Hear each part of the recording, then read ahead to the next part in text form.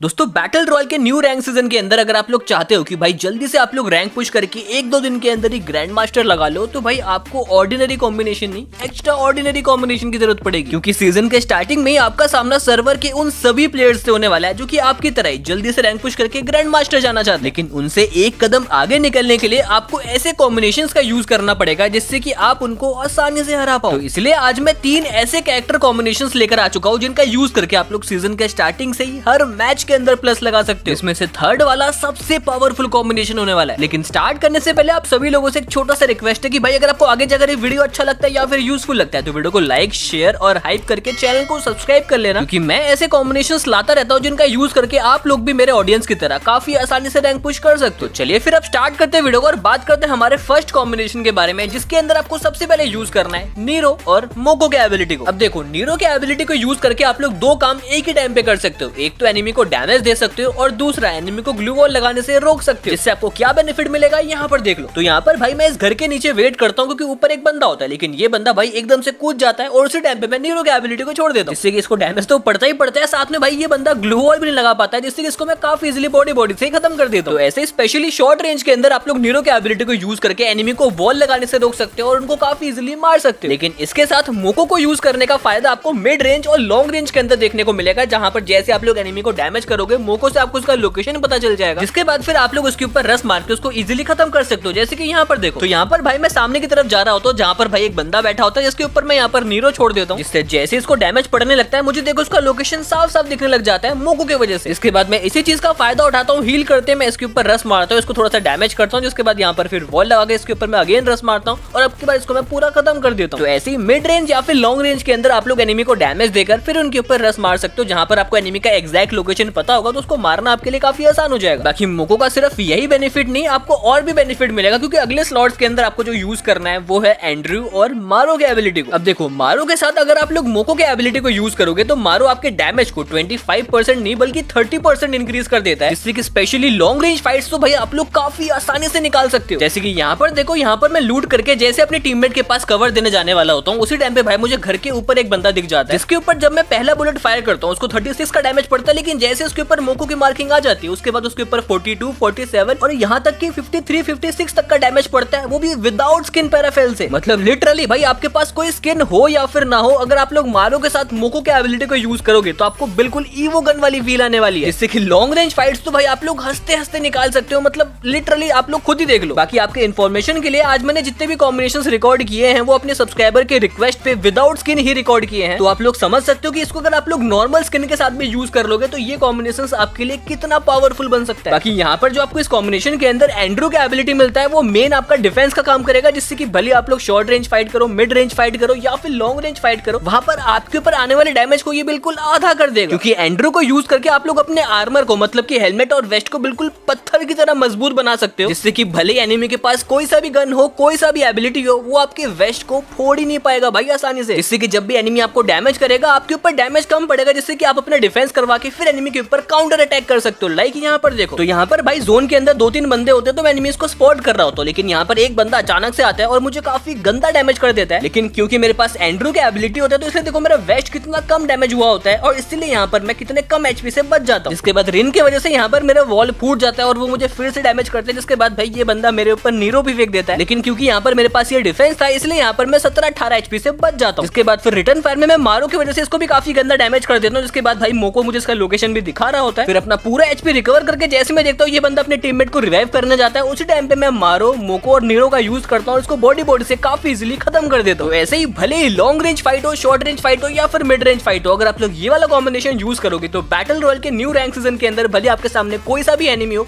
आप उसको काफी इजीली हरा पाओगे। और यहाँ पर पैट के अंदर आप लोग नीरो के एबिलिटी को जल्दी से चार्ज करने के लिए रॉकी की एबिलिटी को भी यूज कर सकते हो या फिर चाहो तो फ्लैश को भी यूज कर सकते हो। अगर आप लोग चाहते हो कि भाई न्यू रैंक सीजन के स्टार्टिंग में शॉर्ट रेंज या फिर लॉन्ग रेंज किसी भी जगह पर फाइट निकालने में आपको दिक्कत ना हो, इस वाले कॉम्बिनेशन को आप लोग डेफिनेटली यूज कर सकते हो। बाकी ऐसे ही एक एक चीज अच्छे से समझाने के लिए भाई एक एक क्लिप रिकॉर्ड करने में कितना टाइम और कितना एफर्ट लगता है ये आप सभी को पता है, लेकिन इसके बाद भी भाई अगर आप लोग सपोर्ट नहीं करोगे तो भाई अच्छा नहीं लगता यार। बुरा लगता है भाई, आप लोग भी जानते हो। तो ऐसे ही अगर आप लोग चाहते हो कि भाई मैं एफर्ट्स करते रहूं तो आप लोग भी भाई थोड़ा सा वीडियो को शेयर करके हाइप करके थोड़ा सपोर्ट तो कर ही सकते हो। और जाते जाते भाई कमेंट में कुछ अच्छे वर्ड्स भी लिख देना जिससे कि मेरा दिन भी बन जाए। तो चलिए अब बात करते हैं हमारे मेन टॉपिक, हमारे सेकंड कॉम्बिनेशन के बारे में, जिसके अंदर आपको यूज करना है सबसे पहले लुकेटा और रिन के एबिलिटी को। अब देखो लुकेटा के एबिलिटी को यूज करके आप लोग अपने एचपी को एनिमी से ज्यादा कर सकते हो। मतलब कि लिटरली भाई आप अपने एचपी को एनिमी से 65 तक इंक्रीज कर सकते हो। मतलब समझो अगर एनिमी के पास 200 का एचपी होगा तो आपके पास 265 का एचपी होगा, जिसका फायदा आपको ना सिर्फ फाइट के अंदर मिलेगा बल्कि अपने आपके डिफेंस के लिए या फिर थर्ड पार्टी के अंदर भी मिलेगा। जैसे कि यहाँ पर देखो, यहाँ पर मैं सामने एक सेंटिनो फोड़ रहा होता हूँ, उसी टाइम पे भाई एल शेप से मुझे एक बंदा काफी गंदा डैमेज कर देता है। लेकिन क्योंकि यहाँ पर मेरे पास लुकेटा का एक्स्ट्रा शील्ड पॉइंट था इसलिए यहाँ पर मैं 29 के एचपी से बच जाता हूँ। लेकिन रिटर्न फायर में आप लोग यहाँ पर ध्यान दो, उसको मैं 2 गोली मारता हूँ जिसके बाद ये बंदा वॉल लगा लेता है। लेकिन क्योंकि मेरे पास रिन का एबिलिटी होता है तो उसके कुनाई से उसका वॉल तुरंत फूट जाता है, जिसके बाद मैं एक और गोली मारता हूँ और ये खत्म। तो ये फायदा मिलेगा आपको लुकेटा और रिन के एबिलिटी को साथ में यूज करने का, जहाँ पर लुकेटा का मैक्सिमम एचपी का यूज करके आप लोग फाइट्स के अंदर बेनिफिट ले सकते हो, थर्ड पार्टी से बच सकते हो। जिसके बाद फिर काउंटर अटैक करने के लिए आपको रिन का एबिलिटी मिल जाएगा, जो कि ना सिर्फ एनिमी का वॉल जल्दी फोड़ेगा बल्कि उसको एडिशनल डैमेज भी देगा। लेकिन जैसा कि आपको पता है कि भाई बैटल रॉयल के अंदर थर्ड पार्टी काफी ज्यादा होता है, और यहाँ भी आपने देखा कि भाई मेरे साथ थर्ड पार्टी हुआ था। लेकिन उस थर्ड पार्टी के अंदर एनिमी ने आपको कहां से डैमेज किया उसका एग्जैक्ट लोकेशन पता करने के लिए यहाँ पर आपको अगले स्लॉट के अंदर यूज करना है शीरो के एबिलिटी को, जिससे कि जो भी एनिमी आपको जहां कहीं से भी डैमेज देगा उसका लोकेशन आपको 10 सेकंड के लिए ये पिंक कलर के एरो से दिख जाएगा। जिसके बाद फिर आप उसको लॉन्ग रेंज के अंदर से निपटाओ या फिर शॉर्ट रेंज के अंदर घुसकर उसको निपटाओ, ये आपके ऊपर डिपेंड करेगा। जैसे कि यहीं पर देख लो, यहाँ पर मैं सामने वाले बंदे को 100 के आसपास का डैमेज करता हूँ, जिसके बाद ये बंदा वॉल लगाकर पीछे भागने का ट्राई करता है। लेकिन क्योंकि इस बंदे ने मेरे को भी डैमेज किया था तो ये जहां भी मूव कर रहा था मुझे उसका लोकेशन दिख रहा था। जिसके बाद फिर जैसे ये कवर से निकलता है मुझे मौका मिलता है,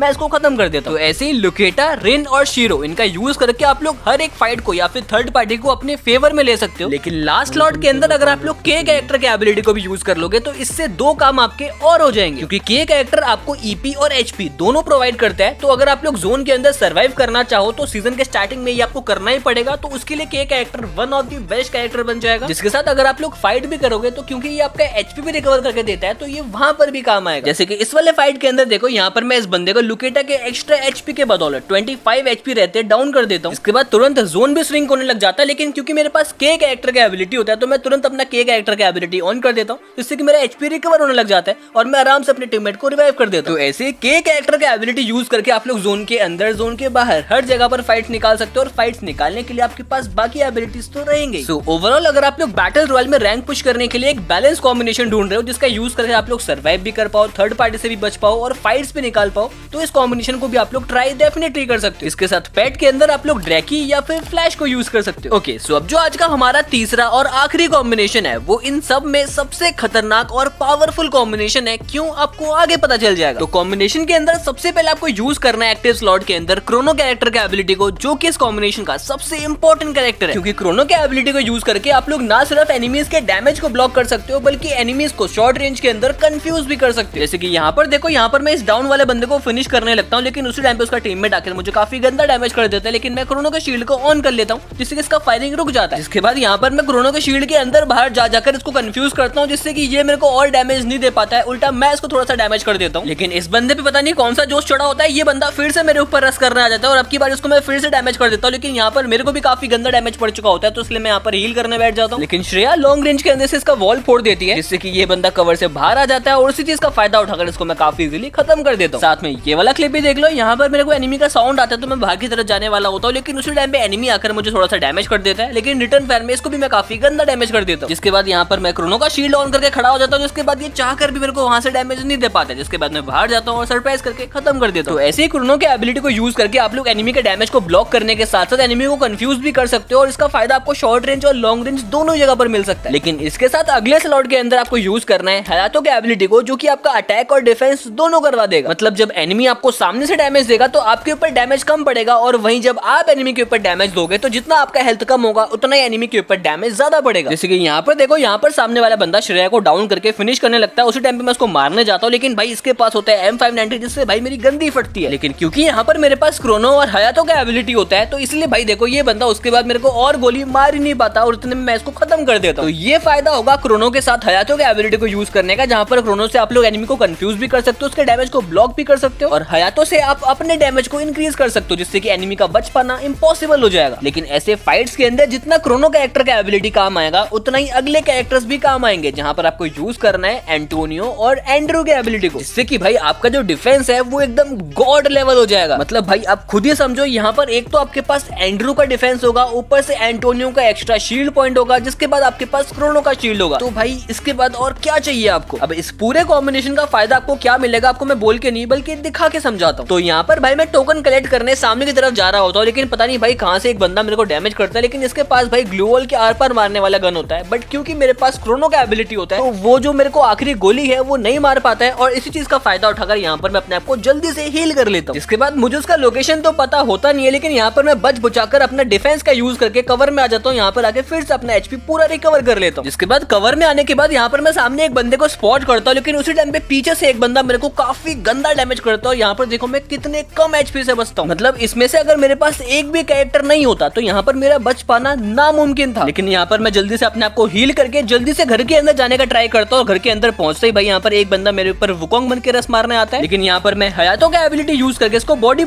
से काफी इजीली खत्म कर देता हूँ। तो ऐसे ही भाई इस पूरे कॉम्बिनेशन का यूज करके आप लोग ऐसे ऐसे सिचुएशन से बच सकते हो जहाँ से भाई कोई और कैरेक्टर आपको बचा ही नहीं पाएगा। तो इसलिए भाई भले आप लोग शॉर्ट रेंज प्लेयर हो या फिर लॉन्ग रेंज प्लेयर हो, अगर आपको क्रोनो कैरेक्टर थोड़ा सा भी यूज करना आता है तो ये वाला कॉम्बिनेशन भाई आपके लिए एकदम नेक्स्ट लेवल कॉम्बिनेशन होने वाला है। क्योंकि इसका यूज आप लोग शॉर्ट रेंज के अंदर तो कर ही सकते हो, साथ में लॉन्ग रेंज के अंदर भी काफी आसानी से कर सकते हो। मतलब जैसे आपको डैमेज पड़े तुरंत क्रोनो के शील्ड को ऑन कर लो, फिर शील्ड से निकल के एनिमी को खत्म कर दो, simple. So overall battle royal के न्यू रैंक सीजन में अगर आपको एक ऐसा कॉम्बिनेशन चाहिए जिससे आप लोग short range fight, long range fight, third party fight, हर फाइट को सर्वाइव कर पाओ, तो ये वही कॉम्बिनेशन होने वाला है। जिसके साथ पेट के अंदर आप लोग रॉकी की एबिलिटी को जरूर यूज करना क्रोनो की एबिलिटी को जल्दी चार्ज करने के लिए। सो ये है गाइस वो 3 कॉम्बिनेशंस जिनका यूज करके आप लोग बैटल रॉयल के न्यू रैंक सीजन के स्टार्टिंग में सामने वाले एनिमीज को काफी इजीली हरा के अपने रैंक को आसानी से पुश कर सकते हो। लेकिन अगर आपको स्पेशली सोलो में रैंक पुश करना है और उसके लिए आप बढ़िया कॉम्बिनेशन ढूंढ रहे हो तो आप लोग लेफ्ट वाले वीडियो को चेकआउट कर सकते हो। और अगर आपको बैटल रॉयल के अंदर रैंक पुश करने के टिप्स एंड ट्रिक्स के बारे में जानना है तो उसके लिए आप लोग राइट वाले वीडियो को चेकआउट कर सकते हो।